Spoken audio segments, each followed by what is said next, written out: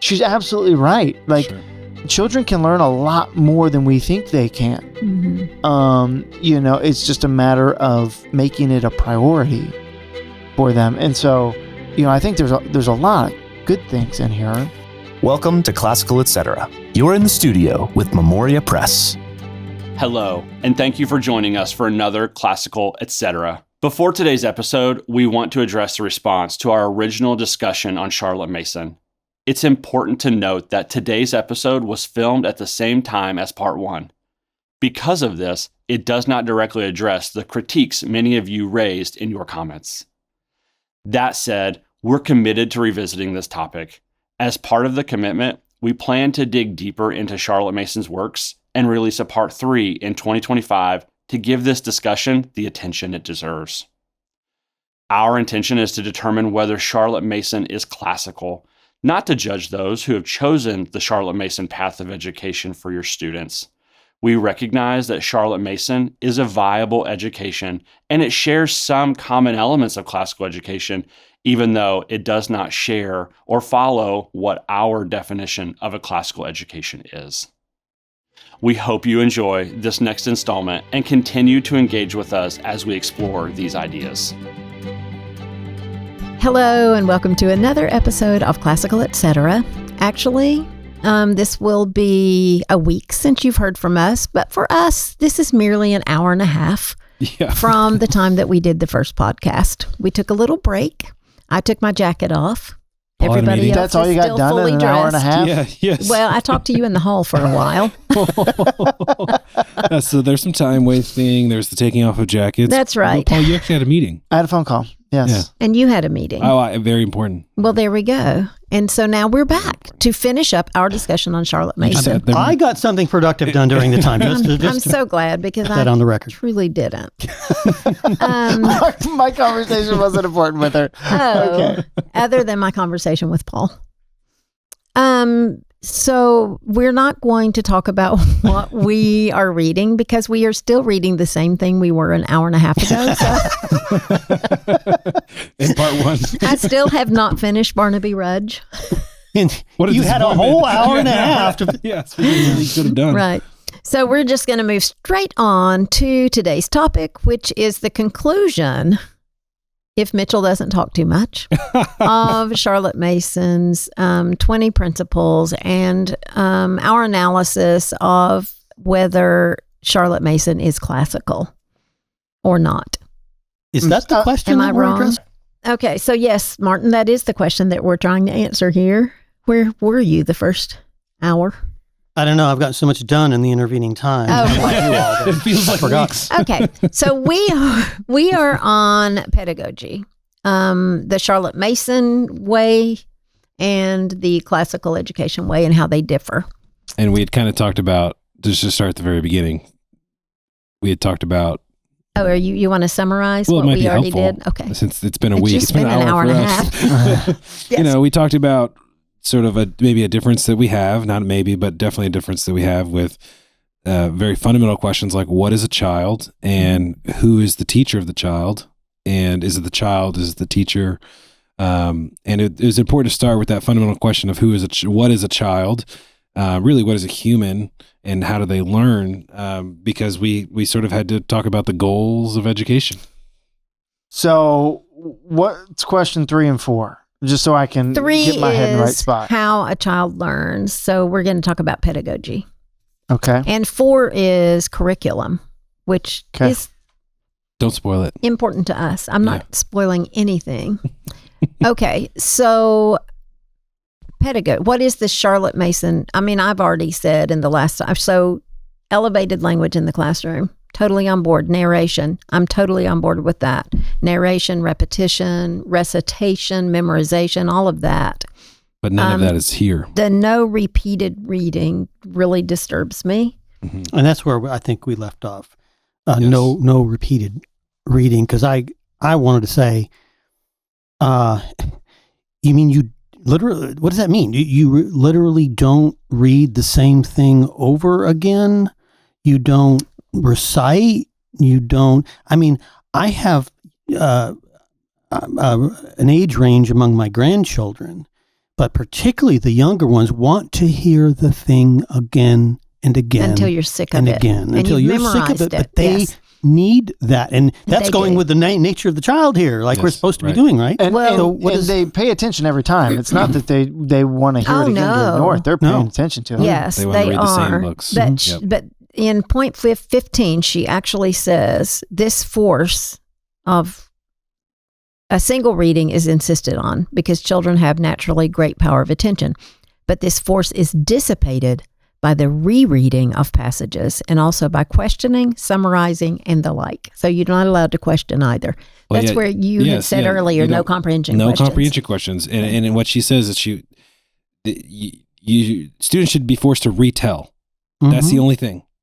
So you After a first reading. So you'd ask them to read it, and then they should be forced to retell it in their own words. And she makes what I believe to be a truism, where she says if a student, and she quotes I think some psychologist or something, but if a student can't put it in his own words, then he doesn't truly know it. And okay, true, fair enough. Oh, I totally. A student I don't should have be a able problem to with read that. something Right. and then sort of tell you what they read. Yes. But what goes back to what we were talking about is, if like you're reading a piece of poetry, for example, Oh, yes, this was a pre-podcast discussion. a pre-podcast discussion. Yes, that's right. If we're reading a piece of poetry together, as we are love to do, ? You've been trying to get me to do this for a long time. Then actually we may need to go back and reread it several times. We may actually need to ask questions of each other, because like a poem is a great example of something. It's impossible to read a poem one time and get everything there. Right, and not even poems, but like when you're reading something, that should be raising questions of what's being said here? What does the author mean by that? And going back and rereading those things. Which we talked about Martin's rereading books Mm-hmm. because I like to reread books. It makes me feel guilty, as I said, but I do like to do it because when I read it and it's been years, sometimes my take on it is totally different.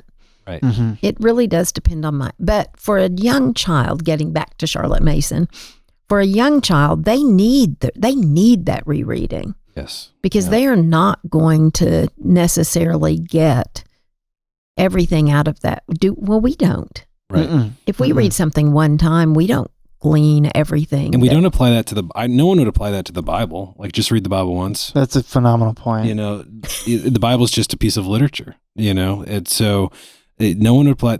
Hold on, the Bible is not just a piece of literature. Well, no, it actually is But just a piece of literature. No, it's not just. It is a piece of literature. Well, we might use other descriptors, yes, but like divinely inspired. Yes, Well, something along those okay, lines. of course, Okay. yes, But of it is a course, piece of but- literature, and as a piece of literature, and also as divinely inspired, it bears being reread. Yes. Right, but and I memorized. remember the first time I read Anna Karenina, I was too young to really should have read That's it, right. honestly. And Yeah. so it was necessary not only that I go through more life experience and then come back to it and be confronted with those same characters and those same themes, but it was in the second reading, it was necessary that I do it in a group of other people, this time with a college professor who could probe and ask further questions and could draw my attention to things that I might have missed or overlooked. And this is where maybe actually learning in a classroom is really, really good instead of just sort of learning in the atmosphere. Is she talking in these kinds of limitations she sets on things? It seems like her experience is mostly with younger children. And Yes. I don't know the answer to that. And- I think that that it was would up make through like sense. 11 or something. Huh? I think it was like up through because it wasn't until later into her life, I think, where she finally wrote a book about high school. Okay. Because I wonder if these strictures, does she have these same strictures all the way through up into high school? Well, and I think that's a good point because, like Tanya and Mark Mitchell, you have both brought up examples of like as adults or in high school or something like that, and I think what the spirit of what she's trying to say here is like when you have a 7-year-old reading, Courage of Sarah Noble or whatever, Right.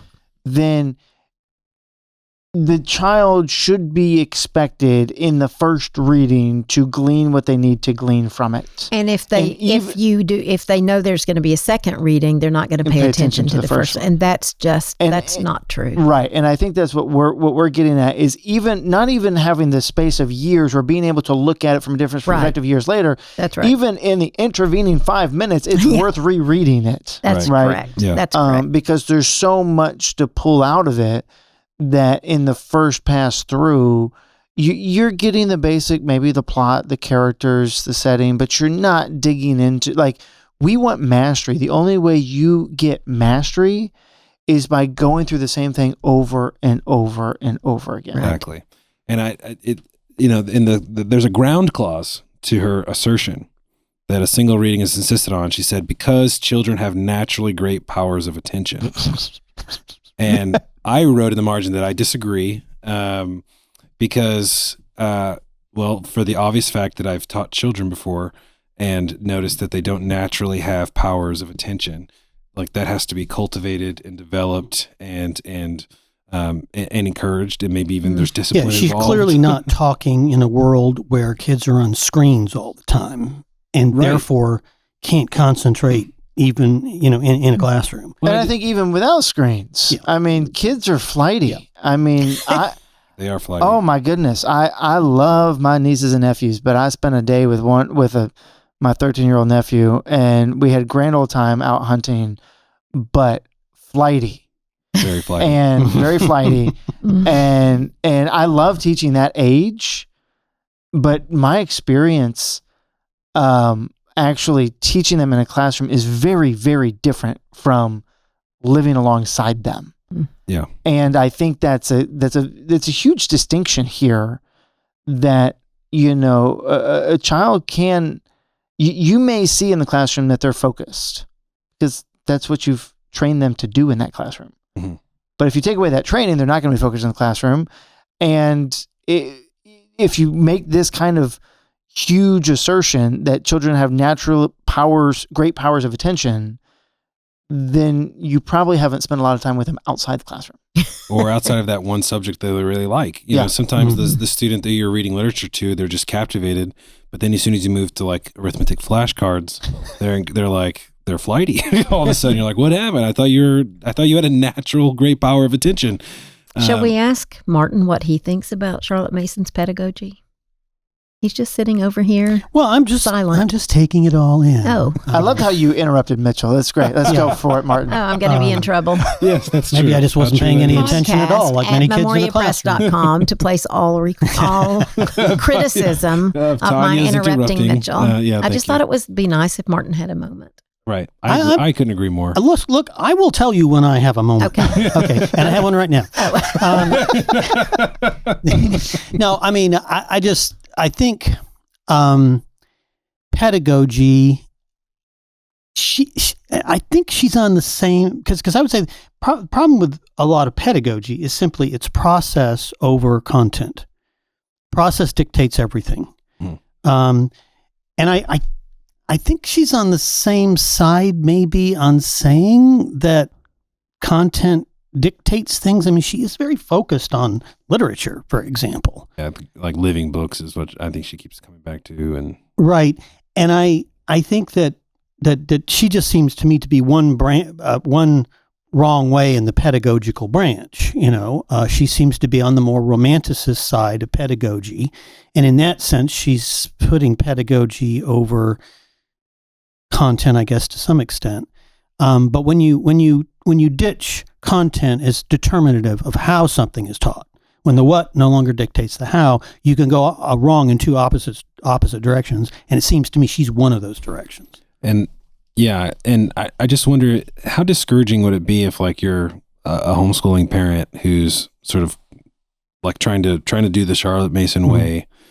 And you are trying to let your students sort of teach themselves, and you're providing this atmosphere for them to do that. And you realize that they really struggle with having a natural attention to be able to, rigorous enough to be able to get through a great book. Mm-hmm. What do you do? Well, that's where like we would say, you actually need to turn up the discipline. You need to turn up force your students to sit there and maybe make those accommodations like we talked about last week with a student who's, struggling to sit still. But I think it can be very discouraging for a homeschooling parent they're coming up against, they're, trying to do their best, but they're coming up against the fact that, well, their student isn't sort of naturally jumping in here. The student isn't naturally getting this. Maybe they do need more help. Well, and I wonder if Charlotte Mason has this pedagogical skills to help those parents get over those hurdles. I had 4 kids. We homeschooled them. 3 of them were boys and 1 of them was a girl. And the ease with which they got their work done unsupervised was directly proportional to whether they were female.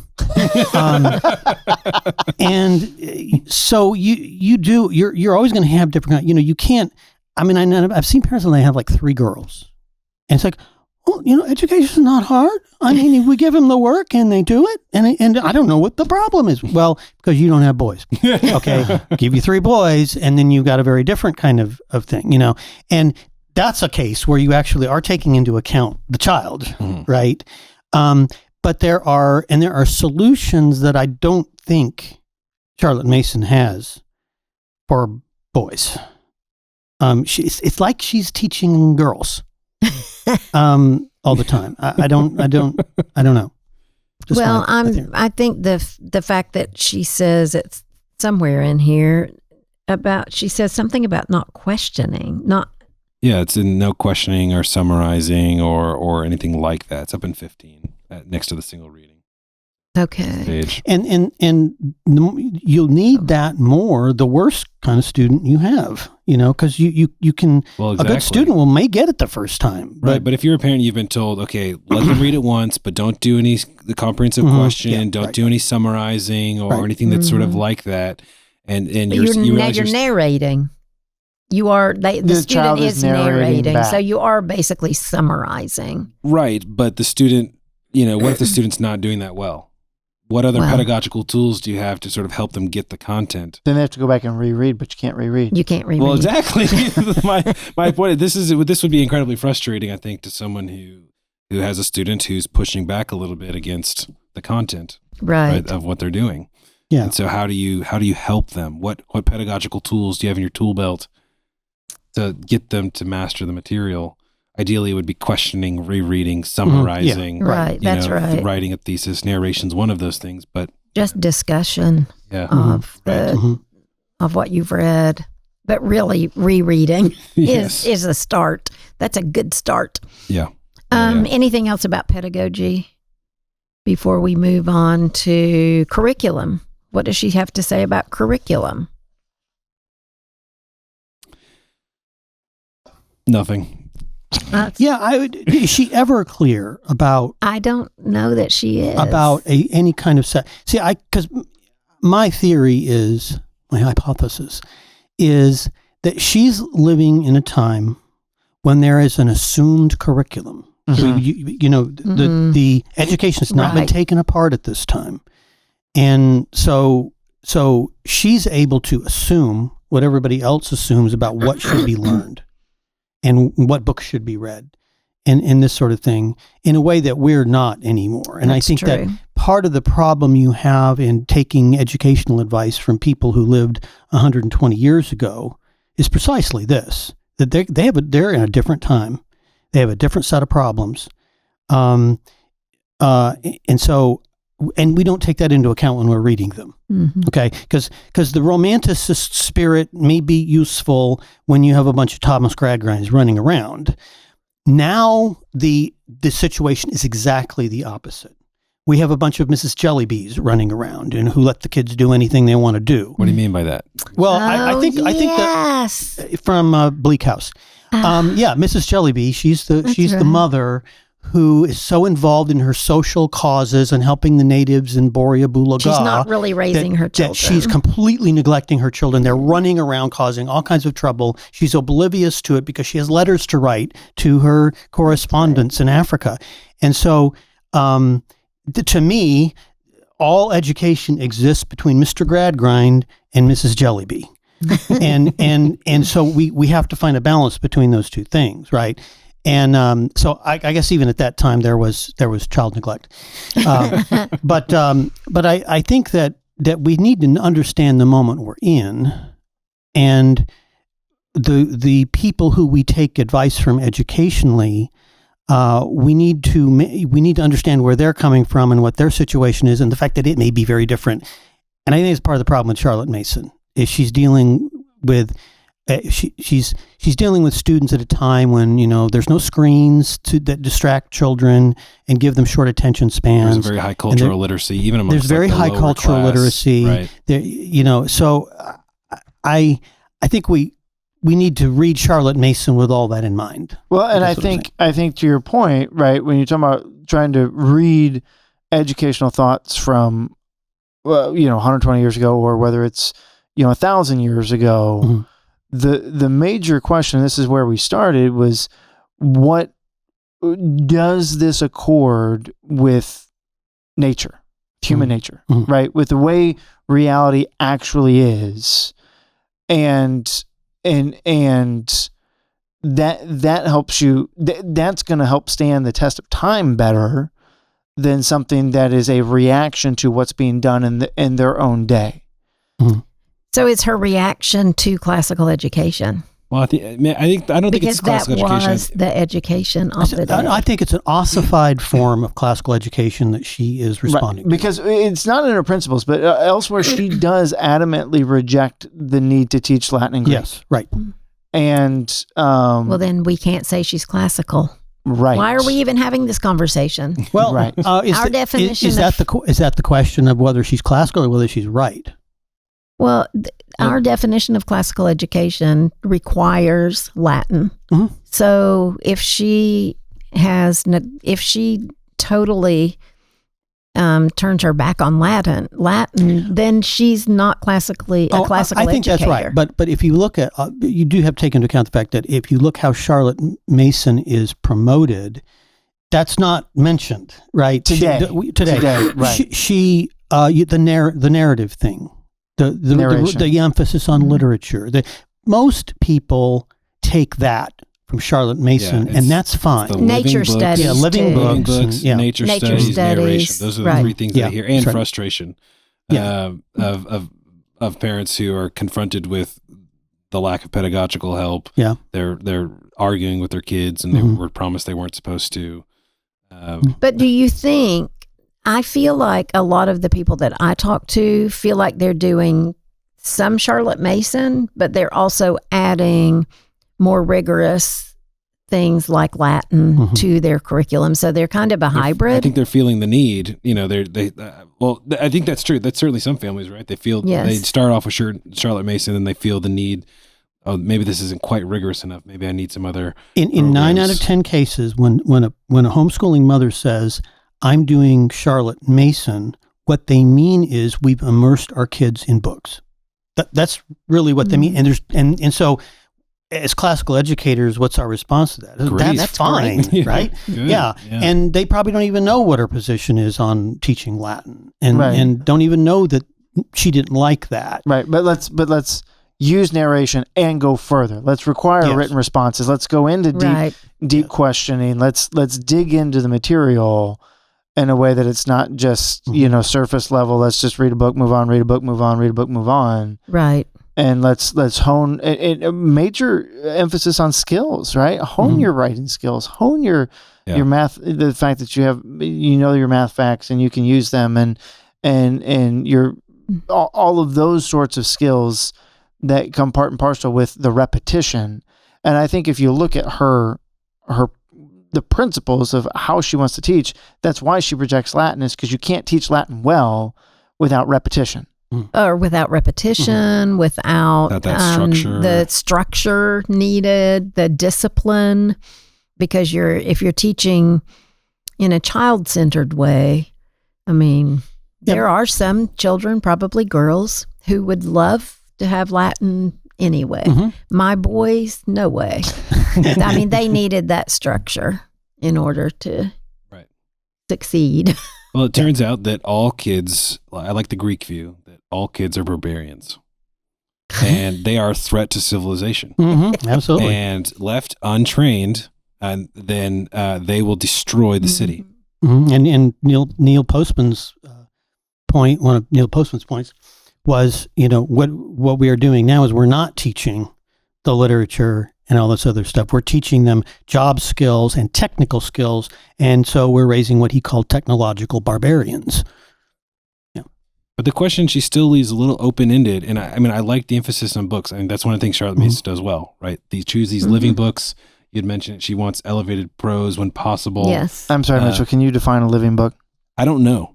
That's that is actually my critique. Is I appreciate but she keeps saying living book, and people do say living book. I thought it was just books that were like sort of historical books, like books of history. Books with narrative.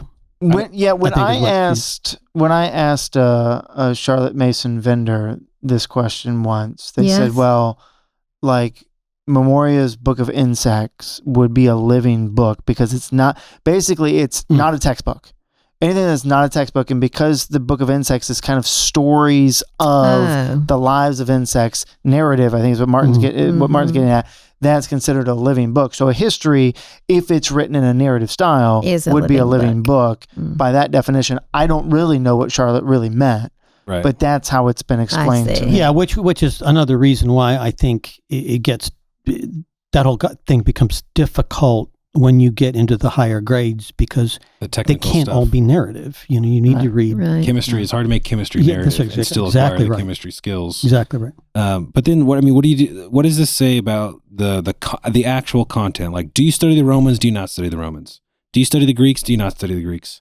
Do you study the Middle Ages? In what order do you study those things? No, and again, I think for her, those questions were already answered for her because of the culture they were living in. Of course they did. That's what everybody did. Right, but they're not. But today people would answer those questions very differently, right? I think that's so right. Is that a living? People following Charlotte Mason, they might be like really committed to Charlotte Mason, but they may never study the Romans or the Greeks or the foundations of American democracy or. Well, and I think that's where classical education comes to the rescue here. There's a content. Well, and there's a purpose. I mean, your purpose is to pass on Western civilization, and if you're going to do that, you got to teach Western civilization, and that involves the Romans and the Greeks and that. So yeah, I think that, but I think that for most homeschooling mothers who are doing Charlotte Mason, that's not a problem, again, because they're just focused on the literature angle. They're, and that's why they say, I'm doing some of Charlotte Mason. Right. Well, they'll say, I'm Charlotte Mason-y. Yeah. Yes. And I'm looking for whatever I like real subject. books. That's mostly what that means, which is great. Yeah. That's what we do too. There has to be somewhere where she addresses some content because I know she says no Latin and Greek. So I would think that would be in a larger context. Yeah. And she doesn't say don't do Latin or Greek. She says it's not an essential piece. It's not necessary. Right. And so she's got to address that somewhere. But, and I don't think any of us, maybe you've read all 6 volumes, Martin, of her works. But we kind of base this discussion, I think, off of these 20 principles that was kind of in what most people see as sort of the pinnacle work, which is volume 6. Like that's what most people go read.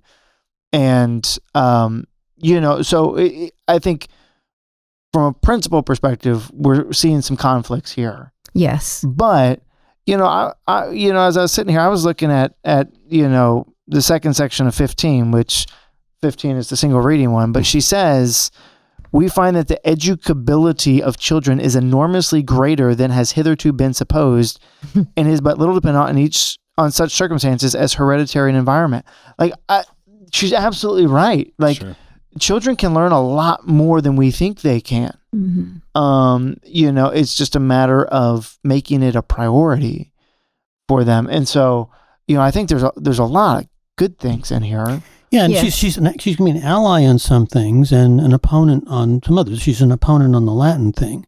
But she's an ally on this business of school is to get a job, and we're going to teach them occupational skills, and she's an ally on that. So just meaning no, it's actually to read great books. Yeah, it's learn to develop your soul. I think she thinks that. Yes, okay. Yes, and what was it? The last few. I mean, she's got the way of will and the way of reason.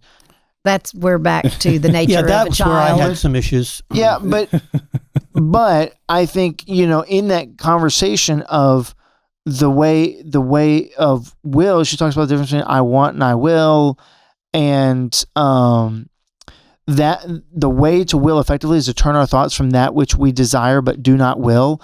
Like, right? Like, to teach a child that you could have a fleeting desire for something but say I don't want that.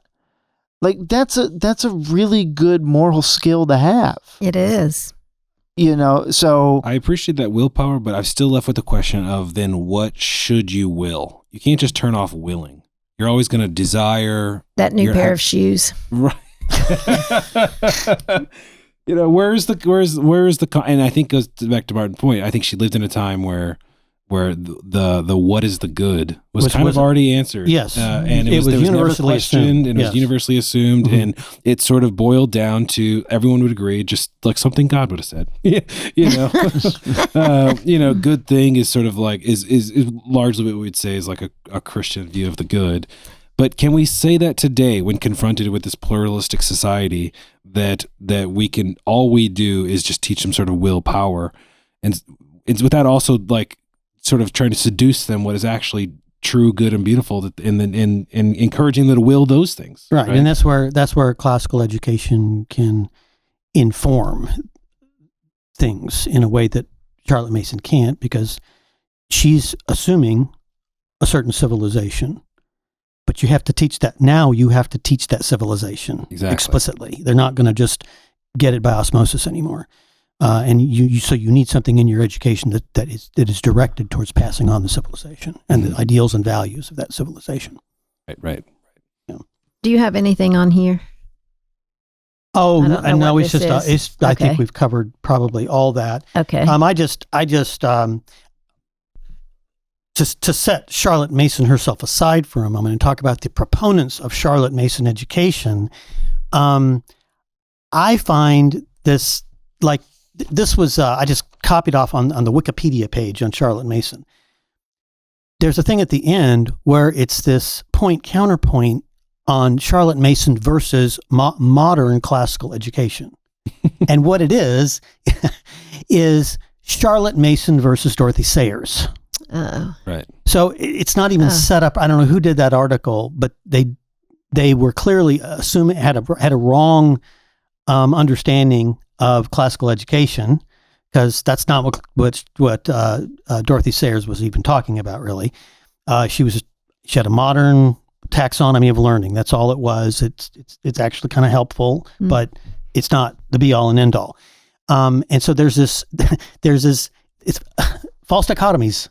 There's so many false dichotomies in education, and there's one on the Charlotte Mason Wikipedia page between Charlotte Mason versus modern classical education. So a lot of people's ideas of Charlotte Mason and classical education, how they relate, are from this bad analysis. Martin, I think there's another world in which you could have an illustrious career modifying Wikipedia pages. It doesn't pay very well, but I think it might be worth it to humanity. It is service to humanity. Yeah, and you could start here. Well, I do wonder, this, because this issue really has been dealt with for quite a number of years It now. has, and People understand what classical education is, and that it's not, Dorothy Sayers' taxonomy. But I would have thought somebody would have done that already, but they haven't. To be fair, I don't think Charlotte Mason is a very big, or like has had a lot of life or heyday in the like broader education movement. Right. She's not being read in universities or right. But it is very popular among homeschoolers. Yes. But kind of exclusively in that in that group. Mm-hmm. And that's not necessarily condemnation, but I think that's one of the reasons why the wiki page doesn't get updated very often. Yeah. Right. Is that no one's reading the seminal Charlotte Mason works. But they're all that's free. true. They're all free online. Oh yeah, and that's the other thing. Everyone is reading secondhand accounts of Charlotte Mason. They're not reading instead of Charlotte actually Mason. because it's 6 volumes. Yeah, well, But just quite a bit to she's probably read. the first one to like write extensively about home education. Yes, and that's I think why she's retained her popularity is that she has been there from the forefront with you don't think so? Well, no, I was just going to say that if you read Dorothy Sayers, if you read Charlotte Mason, her books, they're not that well written. No, they're pretty dense. I always have problems with educators, one of whose responsibilities ideally ought to be how to teach writing, who can't write. Yeah, they're pretty hard to read. They're very, very wordy. They're wordy. Very, very they're like notes, like notes on. She took a lot of notes, and someone compiled that into a book for her. Yeah, right. That's right. Kind of feels like Aristotle. Well, that too. is shots fired. The plot in most of his books is very weak.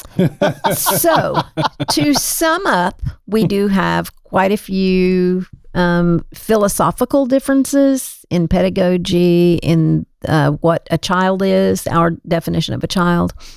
Who's teaching them? What curriculum is required? Yes, between Charlotte Mason and a classical education as we define it. Yeah, and can we also say to that point that what most people mean by doing Charlotte Mason is does not totally conform with what Charlotte Mason actually said. They're taking bits and pieces of it, and many of which we would agree with. Yes, some of it I did agree with. It's sort of Charlotte Mason light. That's what you get when you talk about Charlotte. You get Charlotte Mason light, and Charlotte Mason light is probably better than Charlotte Mason heavy. Full dose. Yeah.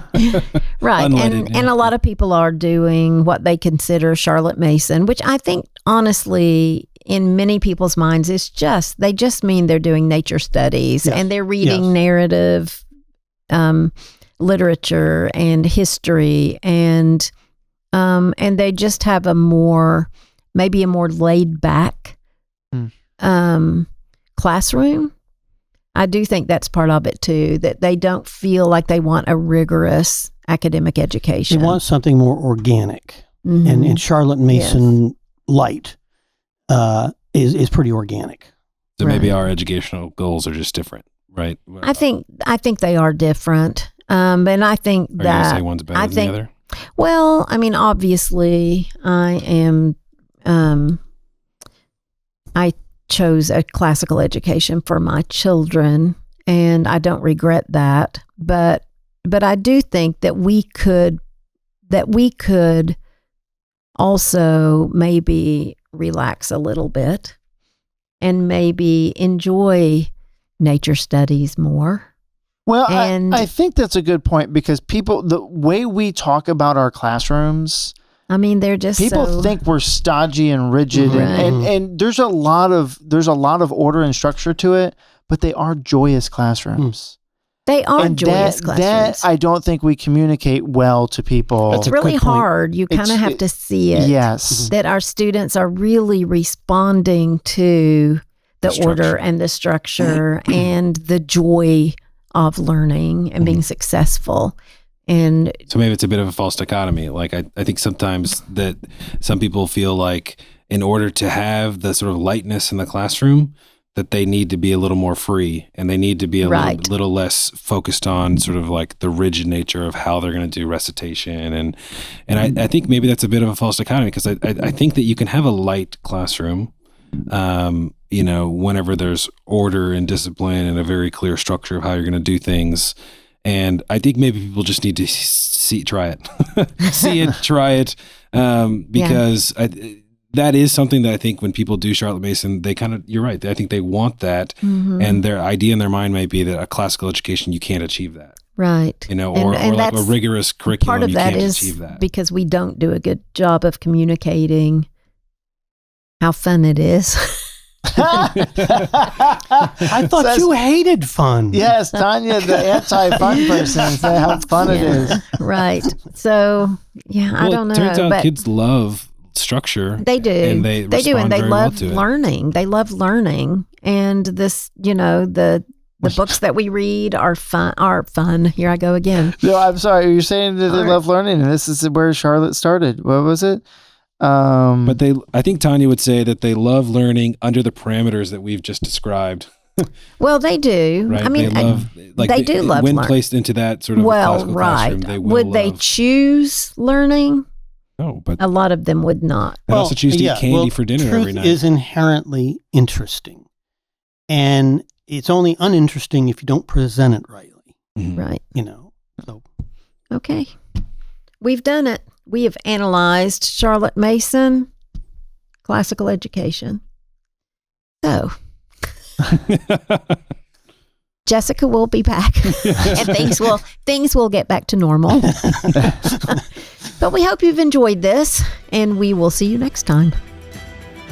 Bye-bye for now. Thanks for joining us today on Classical Etc. by Memoria Press. If you like what you heard, please like, subscribe, or share this episode or comment. We love to hear your questions and your comments. If you want to learn more about Memoria Press, please go to memoriapress.com. This has been Classical Etc. We're so glad you joined us, and we'll see you next time.